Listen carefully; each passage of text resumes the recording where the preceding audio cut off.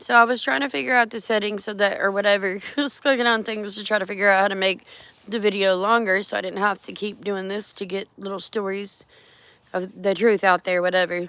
But apparently I have to have 50 subscribers, so yeah. And I'm very new at this. Like, I've never really done this until very recently because I had to get things off my chest. I have been homeless. I've been addicted to drugs. I've been clean for like 4 years. Yes, I'm on a Suboxone program. I literally had a doctor. This is a so different story. I'm jumping into other things my mind bounces because I have ADHD. But I cut my foot on a piece of glass after my apartment flooded that I was living in at the time. And when I went to the doctor, it was like 1.5 inches wide and like 2.5 inches deep, or maybe vice versa. I don't remember. But when he found out I was on Suboxone, he refused to give me any medication, which, you know, I mean, I was in bad pain or wouldn't have asked for it at all because I chose to make that decision. I had to choose.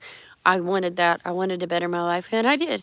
But anyway, so he was hateful to me because I was on it, and then he told me while I was screaming in agony that if I kicked him, we were both going to be in trouble, and he cut some of my main nerves, I believe, and I don't want to say it's his fault because you can't do that, but I don't know. But I ended up starting having seizures not long after that, so I do not have a vehicle, and I started doing a whole bunch of work when we first moved up here, and you know, I mean, we were holding off what we could, but then when I found out what she did, like, it literally crushed me.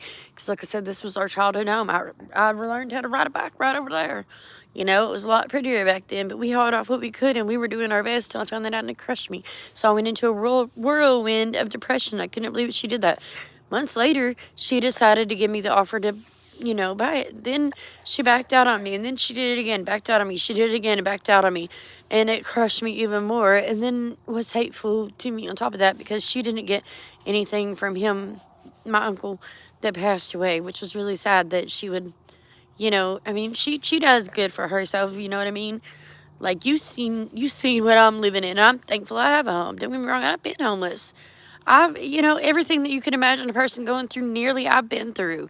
You know, I mean, I've been traumatized a lot of times. I've lost everything I ever wanted. And what I want is a place that, you know, I can pass down to my children, that my family is welcome at, you know, because they grew up here too.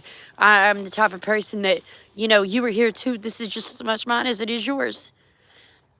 And just like that, it's taken. And I don't understand because they have so much. Why can't you just, because I've been trying to get the person to sell it back to us, but it's hard. He wants it cleaned up. I do too. I stopped doing it whenever I found out what was going on because it crushed me for the time being. And now it's tied up in both of our names, sort of, but I own a fourth and he owns the rest.